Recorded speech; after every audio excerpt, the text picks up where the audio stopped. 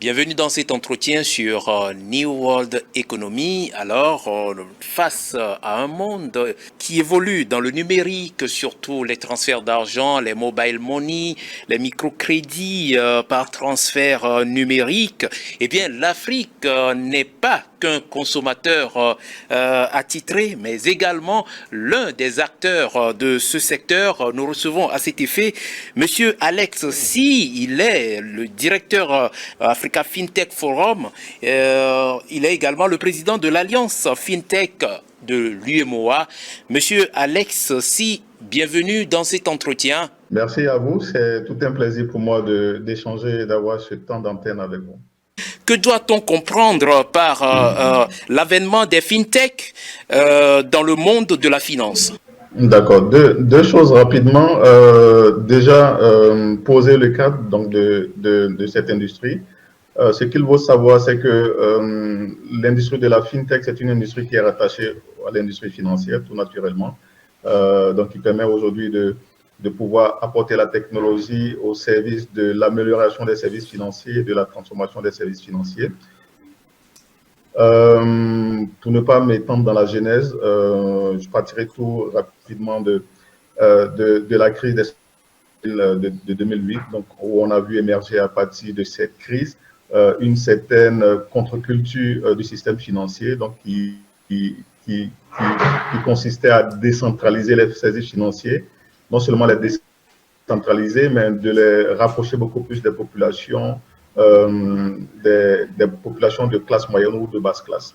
Donc, on a conduit dans cette période-là beaucoup de fintech qui ont commencé à émerger, notamment à travers, par exemple, la blockchain. Donc, il y a une technologie aujourd'hui des services financiers qui permet de décentraliser des services financiers, pas de passer outre des acteurs importants comme les régulateurs, mais aujourd'hui de faire de toute personne, de tout individu, un acteur important des services financiers par son implication, par sa collaboration. Donc, au-delà de cette période, on a eu beaucoup de fintech, de startups qui proposent des services financiers numériques, qui sont développés en Europe à travers beaucoup de services comme des services de prêt de personne à personne, comme des services de prêt en personne, comme des services d'investissement, etc.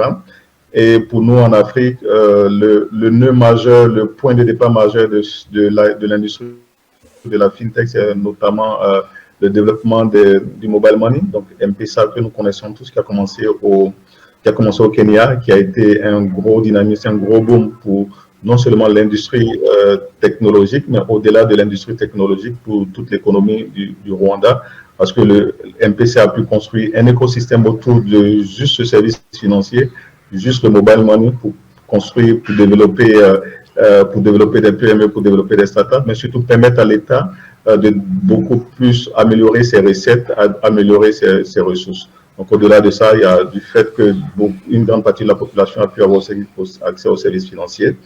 Et cela, bien sûr, a permis de plus vulgariser ces services financiers, mais que toutes les populations aussi puissent être des agents économiques importants, des agents économiques majeurs dans l'économie locale. Les clients des opérateurs de mobile money se plaignent parfois de certains dysfonctionnements. Quels sont les risques que cela comporte? D'abord les risques et puis comment les éviter? Oui, les risques, ils sont assez importants. Dans tout secteur économique, dans toute activité, il y a des risques qui sont inhérents, mais dans une activité aussi nouvelle relative aux technologies et puis surtout à la gestion des finances, il faut comprendre qu'il y a il y a de la fraude, il y a beaucoup d'escrocs qui sont intéressés à ce secteur, mais aussi il y a beaucoup d'événements qui peuvent être répulsifs pour le commun des mortels, surtout pour nos populations qui ne sont pas pour la plupart du temps lettrées. Au-delà de ce qu'elles ne soient pas lettrées, il y a cette culture du digital qu'elles n'ont pas. Donc, elles sont sujettes à tous ces opportunistes, à tous ces escrocs. Hein. Donc, éventuellement, en termes de risques, il y a tout ce qu'il y a comme les risques de fraude, les risques d'hameçonnage, donc les risques de ce que leur identité puisse être volée ou les escrocs peuvent se les approprier pour passer les opérations à leur place. Il y a aussi les risques de ce que, éventuellement,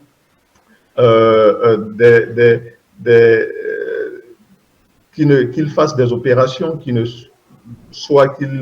malencontreusement n'auront pas voulu et qui ne peuvent pas pour la suite rattraper facilement. Aujourd'hui, bien heureusement, à travers des services que les opérateurs ont ajoutés, les populations ou les usagers ont la possibilité de rappeler des transferts qu'ils n'auraient pas voulu.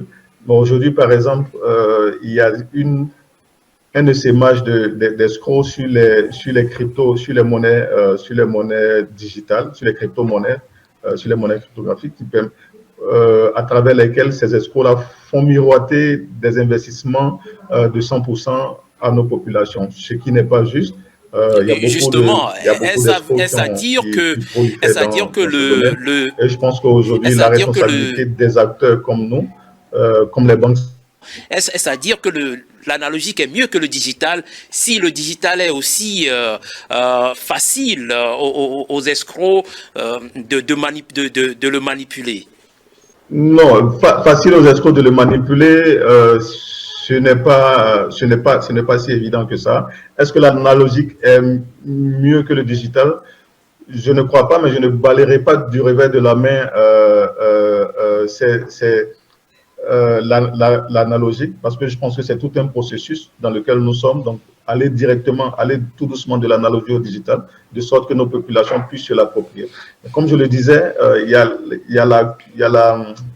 l'analphabétisme de nos populations. Tout ce qui est digital, c'est des lettres, c'est du chiffre.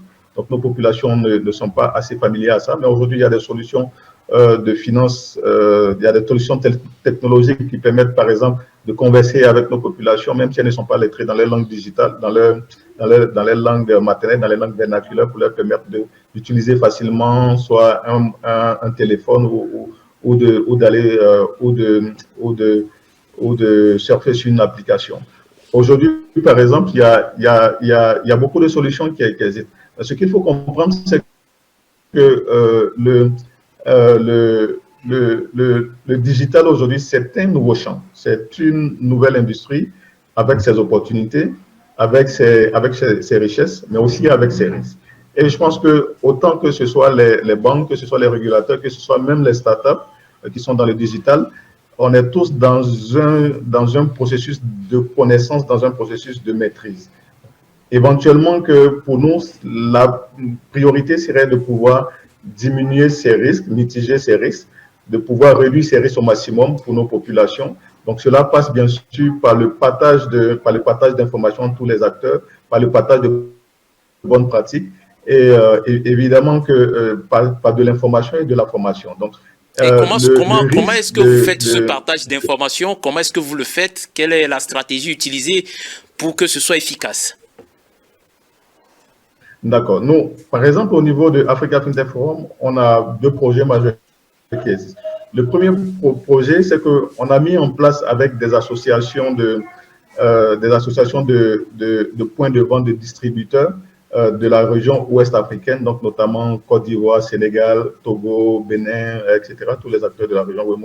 On a mis en place une association, une plateforme pour justement partager les bonnes expériences, mais aussi partager l'information sur les pratiques que dans un pays, par exemple, des escrocs utilisaient pour voler l'identité, pour voler l'identité des populations, ou les moyens qu'ils utiliseraient pour amener nos populations à utiliser ou à faire sans le vouloir des transferts à leur rencontre. Donc, évidemment, on est dans ce partage d'informations, mais aussi entre les acteurs, mais aussi ce partage d'informations avec les autorités. L'une des choses qu'on essaie aussi de mettre en place au niveau de l'Africa FinTech Forum, c'est le programme qu'on appelle Secure FinTech. L'idée pour nous, c'est vraiment de pouvoir développer la confiance digitale entre les populations, les banques et les FinTech, parce que aujourd'hui, c'est une technologie nouvelle. Ce sont de nouveaux acteurs qui ne sont pas connus. On connaît les banques traditionnelles. Donc, travailler avec ces acteurs-là impose de construire autour de leur proposition de services une culture de sécurité, une culture de confiance. Donc, par exemple, on accompagne les FinTech sur le processus de conformité. Donc, conformité, c'est-à-dire s'embarquer ou ou emprunter tout le mécanisme de conformité pas tout le mécanisme, mais une grande partie, en tout cas la partie qui peut être adaptée au fintech, le mécanisme de conformité qui est imposé aux banques par la Banque centrale. Donc, éventuellement, c'est tout ce qu'il y a comme des processus de know your customer, des processus de lutte contre le blanchiment, de lutte contre le financement du terrorisme, etc. Parce que pour nous, il faut que tous ces acteurs-là soient embarqués. Après, il y a l'autre chose, c'est bien évidemment que les fintech proposent des solutions qui se connectent à d'autres solutions, que ce soit de Visa, bon, excusez-moi de citer des noms, mais c'est pour donner des cas concrets, Allez-y. que ce soit des solutions de banque, etc. Donc, c'est justement de pouvoir, par exemple, permettre à ces fintechs-là d'avoir des cachets de sécurité, des cachets de confiance. Donc, on essaie de mettre en place des programmes qui coûtent cher, mais qu'on essaie de faciliter, qu'on essaie de subventionner pour cette fintech-là, afin qu'elle puisse avoir accès à moins de coûts à ces solutions-là qui sont proposées pour développer justement la confiance numérique, la protection des données, la protection des consommateurs. Alors, il y a un travail qui est fait en background pour la protection des données et surtout les données des clients et opérateurs. Mais comment est-ce que vous expliquez les différents scandales qui font preuve dont font preuve certaines startups dans le monde du transfert d'argent? Comment est-ce que vous l'expliquez si toutes les dispositions telles que vous le dites sont prises pour la sécurité ou la protection des données? Comment est-ce que ça s'explique, tous ces scandales que nous rencontrons avec les opérateurs de transfert d'argent? Je pense que on peut trouver des pistes d'explication, mais je veux juste rappeler que je ne sais pas si c'est la semaine dernière ou la semaine d'avant, de gros acteurs comme Facebook, comme WhatsApp, comme Google ont perdu les données de leurs clients, ils ont été piratés. Donc, éventuellement, si de gros acteurs qui ont de gros moyens pour pouvoir construire une grosse sécurité, se sont retrouvés piratés par des hackers, par des pirates. Donc, imaginez de petits acteurs comme des fintechs, de petits acteurs comme des startups. Mais on ne veut pas justifier cela. Donc, c'est vrai que c'est une question ça peut être une question de moyens. Les gros, ils ont des moyens, mais ils ont été piratés. Mais je pense que c'est beaucoup plus une question on veut construire ce processus de confiance.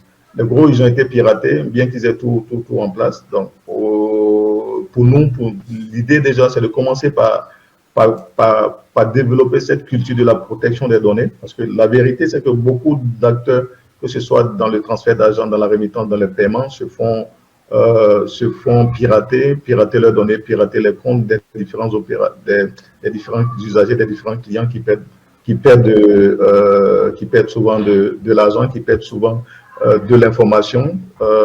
Mais je pense que tout commence par la culture, par la formation. Et la formation et l'information.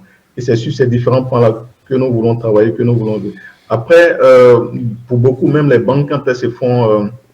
quand elles se font pirater, quand elles se font attaquer, elles ne partagent pas l'information de sorte à ne pas jeter le discrédit sur leur processus, sur leur organisation. Donc, beaucoup préfèrent cacher l'information que de la partager. Mais je pense que c'est l'erreur qu'ils font parce que c'est le même processus que les délinquants font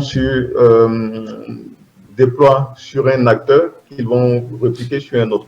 Donc, en se partageant les informations, ça permet de réduire les risques, mais surtout de contrôler l'action, de limiter l'action de ces... Alors, Monsieur Alex, ceci m'amène à vous poser la question de savoir si les pirates ou les bandits ou les délinquants qui se donnent le plaisir de pirater les comptes sont plus performants que ceux qui sont chargés de la sécurité des comptes dans les banques ou dans les institutions de transfert d'argent. Ah, ça, c'est une grosse question.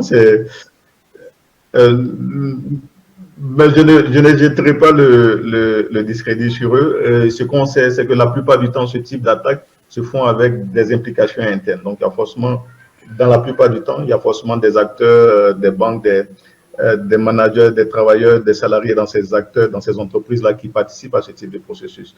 Et ce qu'il faut savoir, c'est que éventuellement que la question sécurité est très importante, mais aujourd'hui, avec l'intelligence artificielle, il est possible de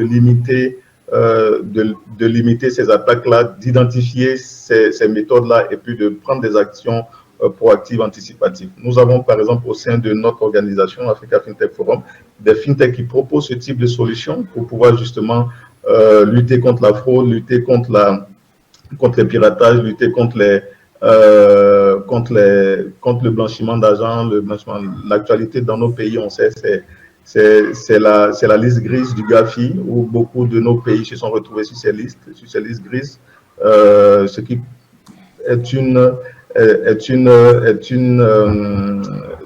est ce qui n'est pas une bonne chose pour nos économies, parce qu'on sait que le coût que le crédit ou que l'argent ou que les processus vont engendrer par le fait que nos pays soient sur cette liste grise-là.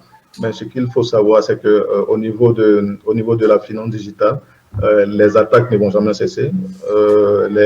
Les escrocs ou les pirates ne vont pas disparaître. Je pense que les banques, les fintech, les telcos, c'est de façon très régulière. Chaque 2 jours qu'ils se font attaquer. Après, les solutions, c'est vraiment la formation continue pour les hackers éthiques, donc ceux qui essaient de protéger les entreprises, qui essaient de protéger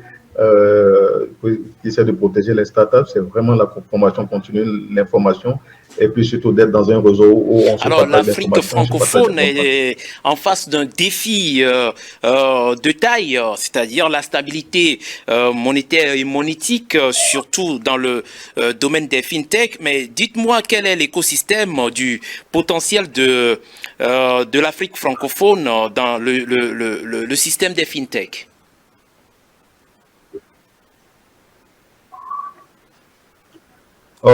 L'écosystème ou le potentiel, il est énorme. Je vous le dirai, j'étais la semaine dernière à Lusaka, à un atelier organisé par l'Union africaine sur sa stratégie sur les crypto-monnaies et les actifs digitaux. J'étais pratiquement le seul francophone sur cet événement, sur cet atelier, ce qui est assez dommageable, mais ça m'a permis de comprendre la dynamique dans laquelle sont les anglophones. Parlant de la crypto-monnaie, tout le potentiel que cela peut apporter à nos économies, à nos pays, ils l'ont compris. Par exemple, l'Afrique du Sud est le premier pays africain à avoir une autorité qui régule la crypto-monnaie et les actifs digitaux. Dans certains pays comme le Nigeria, le Ghana, il n'y a pas de régulation assez précise, assez claire, mais l'usage, les pratiques sont tolérées. Et cela contrairement à nos pays francophones où c'est beaucoup de difficultés. Donc, je parlerai juste de cet aspect, mais pour revenir sur le contexte global, sur l'économie globale de la finance digitale, le potentiel, il est énorme. Quand on sait ce que ça peut apporter à l'économie du Nigeria, j'ai tantôt parlé du Kenya, tout ce que le M-Pesa a pu développer, a pu apporter à l'économie, une structuration substantielle de l'économie, une amélioration du PIB. Mais je pense qu'à des économies comme le Nigeria, où on a la plupart des licornes, les licornes, ce sont des startups fintech, ce sont des startups qui sont valorisées à des milliards à 1 milliard de dollars. Donc, les startups nigérianes ont pu lever beaucoup d'argent. Donc, on sait que c'est beaucoup d'opportunités avec ces levées. Il y a l'amélioration notamment de comment on dit ça, les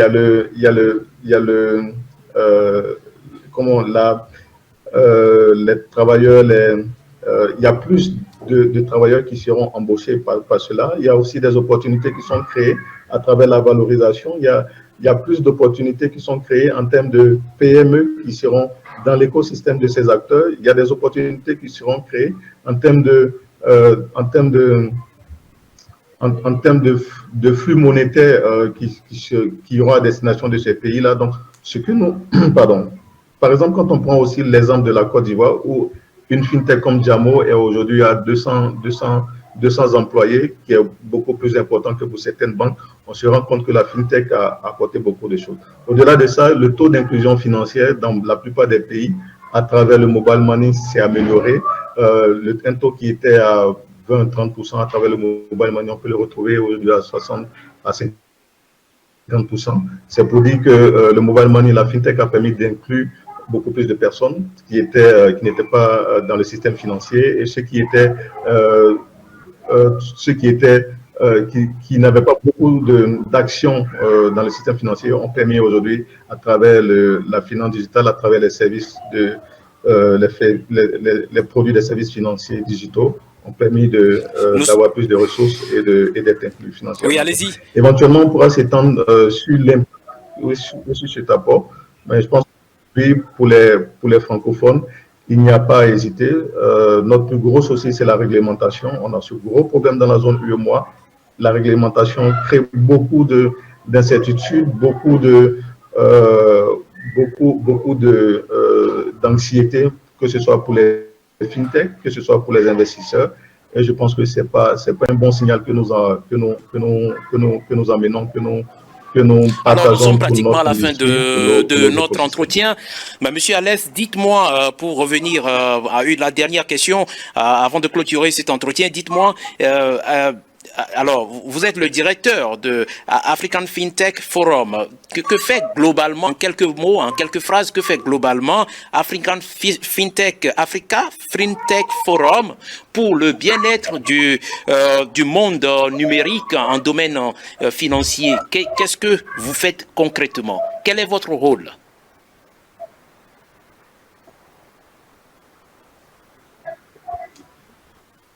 Ce que nous nous sommes engagés, nous, Africa FinTech Forum, à accompagner le développement de l'industrie et de la finance digitale en Afrique, francophone surtout.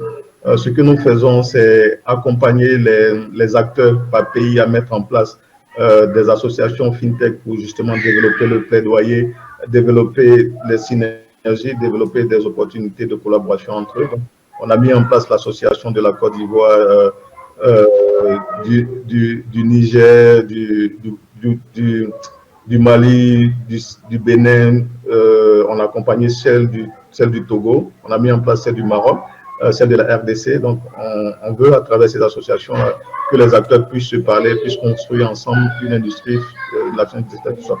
On a aussi travaillé avec des banques centrales, notamment la BCAO, la Banque centrale de l'Afrique de l'Ouest, pour justement tenir sa première conversation avec les challenges que rencontraient les fintech et comment est-ce que la Banque centrale pouvait aider à améliorer cette industrie, à faciliter l'éclosion des fintech, à faciliter l'éclosion de cette industrie. On a aussi accompagné des fintech sur des levées de fonds. Donc les fintech de notre zone ont levé autour de 150 millions de dollars. On fait aussi des études pour aider à comprendre l'industrie et puis surtout à avoir toutes les informations nécessaires, toutes les clés nécessaires pour construire des stratégies gagnantes, que ce soit à un niveau étatique, à un niveau ou à un niveau des acteurs. On met en place des clubs fintech, qui sont des associations des étudiants par pays. On a des clubs fintech au Maroc, Côte d'Ivoire, Sénégal, RDC, etc. Donc on fait pas mal d'actions. L'idée pour nous, c'est vraiment de pouvoir apporter du dynamisme, apporter de la structuration dans cette industrie francophone-là qui, il faut se le dire, est à quelques années-lumière de la zone francophone, mais on espère que d'ici peu, avec la volonté de nos acteurs, de nos décideurs, avec la volonté surtout de la Banque centrale, on aura l'industrie. Je rappelle que vous êtes le directeur de Africa FinTech Forum. Vous êtes également le président de l'Alliance FinTech l'UEMOA. Je vous remercie d'avoir participé à cet entretien. Tout le plaisir était pour nous. Merci à vous, chers téléspectateurs, de nous avoir suivis sur New World Economy. La suite de nos programmes dans un instant.